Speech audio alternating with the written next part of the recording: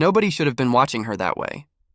A weathered man down on one knee in the summer heat, gaze locked on a young woman perched with both legs thrown over a sun-scorched boulder. From far off, it looked like something a righteous town would never forgive. Hot wind pushed dead weeds across the open ground outside Laramie, Wyoming territory, and Cole Hargrove didn't budge. His horse lingered behind him, reins hanging loose, ears twitching against the flies. The old barn sat silent in the distance, and the young woman before him was trembling from somewhere deep. She'd been running since before the sky turned pink, twice over. She had gone down hard more than once and nearly given up, but terror has a strange way of pulling a body upright when everything else has already quit. Bare feet through wire fences and brittle scrub brush, and by the time she collapsed onto that rock, it wasn't a choice anymore. Her legs had simply made the decision for her. Her dress was split across the back, thin cloth hanging open where it had no business being open. One knee had swollen dark, the skin raw and scraped clean, her bare feet caked with pale dust. She tried to gather the fabric around herself, but her fingers kept shaking too bad to manage it. Cole stayed where he was. Gave her room, let the silence do what words couldn't. He had seen damage before. The war had given him a thorough education in what one man could do to another, and what silence could build when decent men chose to look the other direction. But this felt different, quieter, colder in a way fire couldn't fix. The young woman swallowed hard. Her eyes flicked toward him once, then away again fast. She had that look people get when they've learned to brace themselves around strangers, like whatever came next would be something they'd have to survive. Cole peeled off his coat slowly and extended it toward her, not stepping any closer. "Ma'am," he said, voice low and unhurried, "nothing bad is going to happen to you right now." She hesitated. Then, with a sharp, desperate motion, she turned just enough to let him see what was along her side and back. The bruises ran deep, dark, old and new both. Her voice barely made it out. "See for yourself," Cole looked. And everything inside him shifted. Not anything improper. Not fascination. Something closer to recognition. The kind a field surgeon learns to carry like a stone in his chest. These weren't the marks of a fall. These were a record. A long and deliberate one. His jaw went tight. Not from shock, he was past shock. From the weight of knowing exactly what he was looking at. He stepped back, giving her more space, then set the coat on the rock beside her instead of draping it over her shoulders. She pulled it around herself like it was armor. "Who?" Cole asked quietly. She didn't answer right off. Her lips moved without sound first. Her eyes filled with something that wasn't just pain. It was the kind of fear that had taken up permanent residence. Then came the name, barely above a whisper. Denton Voss. The hot wind rolled through the dry grass. Somewhere distant, a fence post groaned. Cole's eyes drifted toward the road cutting through the flat land. If that name was real, then nothing about this afternoon was finished. He looked back at the young woman on the boulder, still shaking, still holding herself together under a stranger's coat. And something moved inside him that he had buried deep after the war came home with him. A sense of obligation. The kind that won't let you sleep. Because if what he'd seen was real, somebody was already coming, and they wouldn't come asking nicely. The question wasn't whether she was telling the truth. The question was this. When that man showed up to drag her back, would Cole step aside like every other person in her life already had?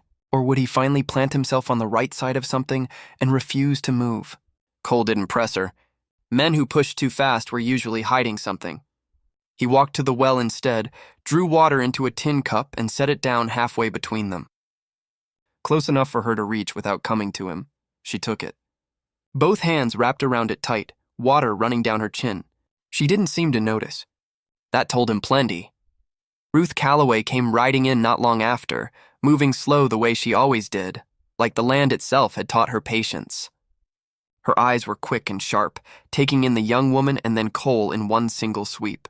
She didn't waste words on questions that didn't need asking. "Inside," she said simply. Cole stayed near the door while Ruth guided the girl into the cool shadow of the barn. He heard low voices for a while. Then silence. Then one brief, muffled sob that stopped itself short. The ones with the most left inside them cried fast and then squared their shoulders. Ruth came back out a few minutes later, drying her hands on her apron. "It's real bad," she said. Cole didn't ask for more. He could already fill in what she meant. Ruth dropped her voice further. Wasn't an accident.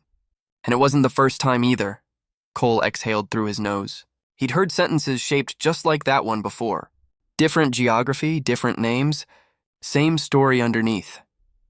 Inside, the young woman, Clara was what she finally offered, sat curled inside his coat like she was trying to take up less room in the world. Cole crouched near the entrance, far enough away not to crowd her. "You got people somewhere else?" he asked. "Family outside this county?" She shook her head slowly. "Married," she said.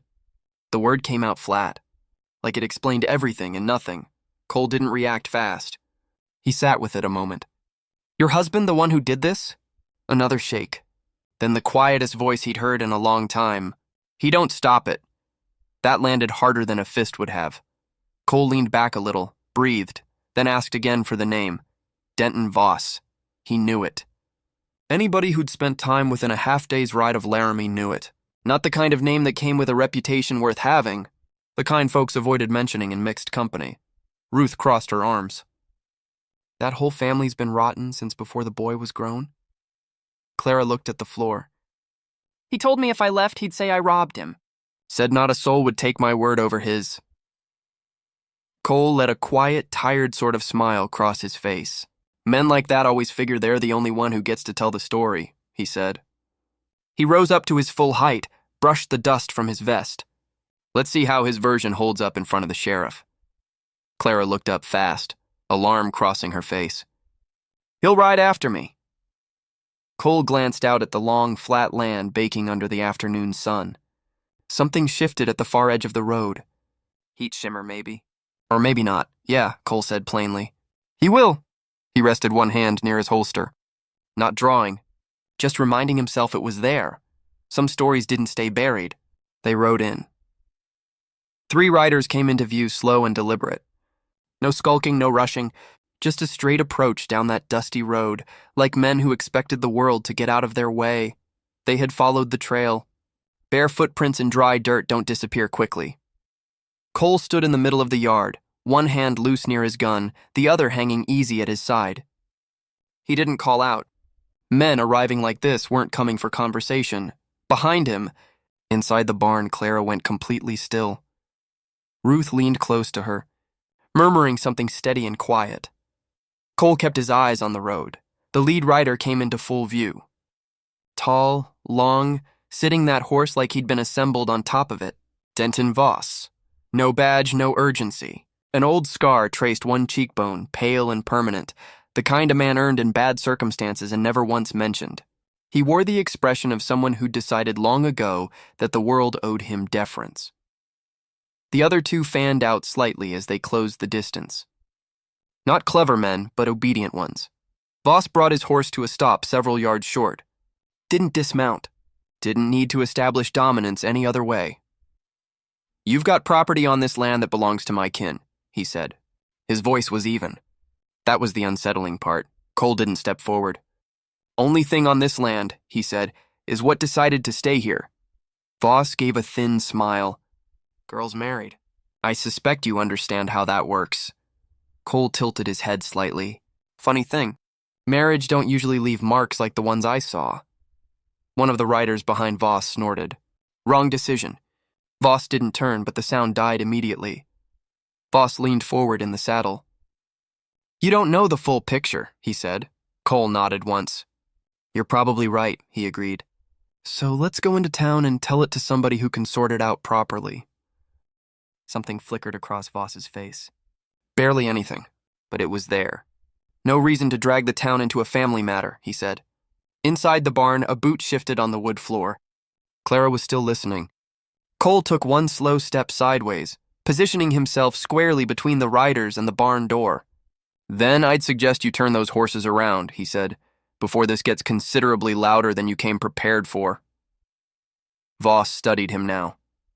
Taking real stock of him. An older man, hands relaxed, eyes steady, with no fear worth mentioning. That bothered him more than a drawn weapon would have. Without a word from Voss, one of the hired men dropped off his horse and started moving toward the barn at a quick stride. Cole moved first. Not explosive. Precise.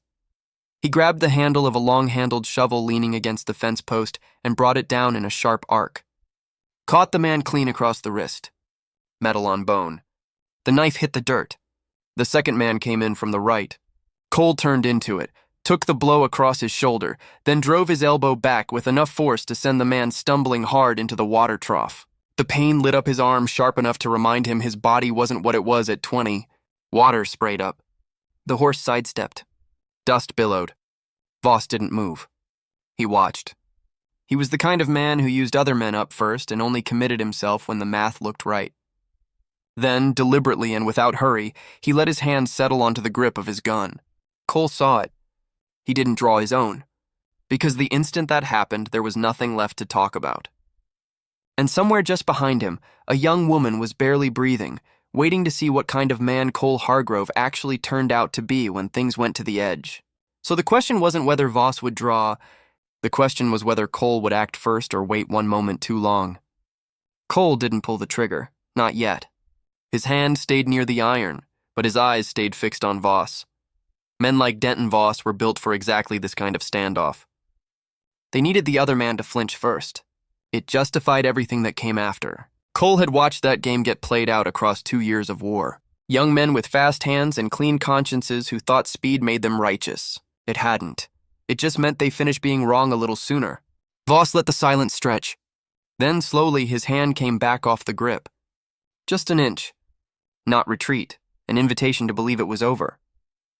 "You're turning a small thing into something it doesn't have to be," he said. Cole let out a quiet breath through his nose. "You're the one who made it this size," he answered. Behind him, Clara shifted again. That small sound said everything. Voss heard it. His eyes tracked toward the barn doorway. And there it was, plain as sunburn that need to own. Not land, not horses, people. "My brother's wife belongs home," Voss said, his voice a degree tighter now. Cole nodded once. "Your brother isn't here," he said. Voss's jaw moved like he was chewing on something he hadn't expected to taste. Cole made his move then. Not a violent one. He stepped back. Deliberate, unhurried, the step of a man making a decision rather than retreating from one. "Here's how this goes," he said. "We all ride to Laramie. You bring your brother. Clara speaks her piece to the sheriff. The law handles what comes next." One of the men on the ground groaned, clutching his wrist. The other stayed put beside the trough, dripping, not eager to try anything else. Voss looked at them both. Then back at Cole. He didn't like what the numbers said. Not in daylight. Not with a witness like Ruth Calloway already standing in the barn doorway with her arms folded. "Fine," Voss said at last. The word came out wrong. Not like agreement. Like a man who had just decided to change the battlefield. Cole caught that. So did Ruth. Clara's grip tightened on the coat wrapped around her, but she said nothing. They moved quickly after that. Horses turned. Dust lifted and rolled. Cole kept Voss in his line of sight the entire way. Men of that breed didn't accept defeat. They simply relocated it. The ride into town was long enough for a fabricated story to pick up speed and find its footing. And by the time Laramie's main street came into view, something already felt wrong about the air. Too still. Too arranged. Voss didn't look like a man riding into uncertainty anymore. He looked like a man arriving somewhere he'd already been. At the sheriff's office, sitting on the bench outside with his hat turning slow circles in his hands and his eyes on the ground, was a man Cole didn't recognize, but Clara clearly did. Her entire body went rigid. Her husband. Already there. Already waiting. This hadn't been a chase at all. Voss had never been behind her. He'd been in front of her the whole time. Which meant the story already being told inside that office wasn't Clara's story. Someone else had gotten there first and planted the version they needed. The question now was the hardest kind. When a lie gets told first in a town where everyone already knows the family's name, how do you pull the truth back up before it gets buried under the weight of it? The inside of the sheriff's office was close and warm.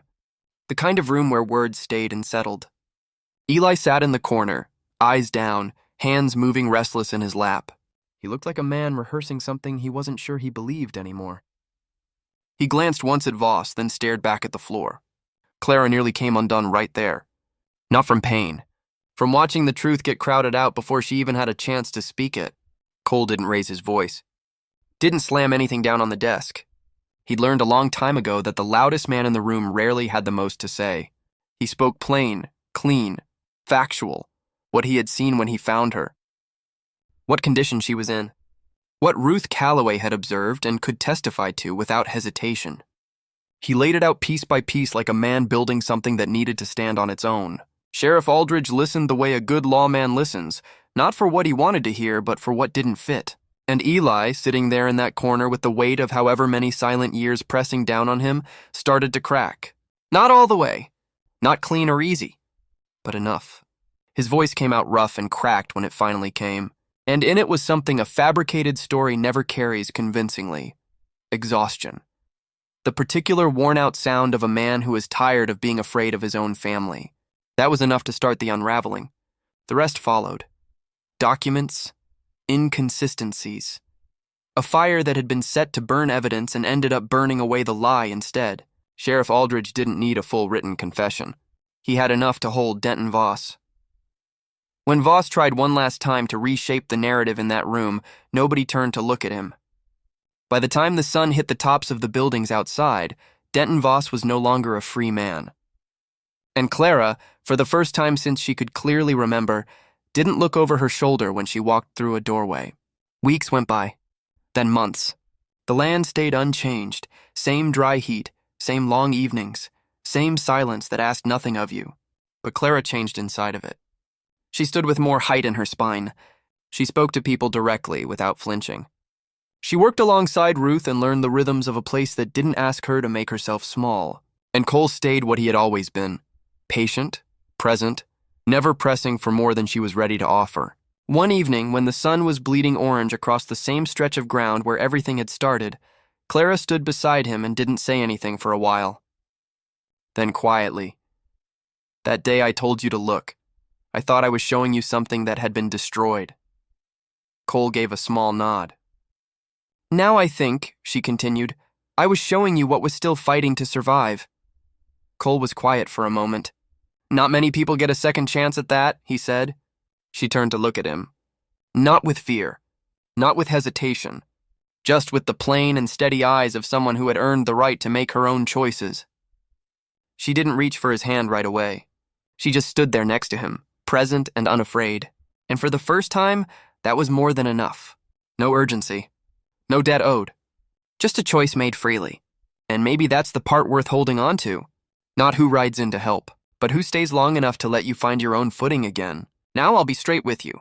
Stories like this one don't arrive wrapped up neat and clean. They get gathered and remembered and shaped sometimes so the lesson can be seen through the dust. The images you're looking at are created to help you feel it, not just follow it. If this isn't your kind of story, no hard feelings. Go rest, take care of yourself, and we'll cross paths some other time. But if it stuck with you, even for just a minute, then sit with it a little longer. Tell me where you're listening from and what the time is wherever you are. I genuinely like knowing who's out there on the other end of these stories. And ask yourself this. If you had been standing in that yard when those riders came down the road, which way would you have gone? If this one meant something to you, go ahead and like it and subscribe. There's plenty more worth telling. And I'll be right here when you're ready for the next one. You said, if I send you the story in parts, can you create realistic human scene image prompts for each scene?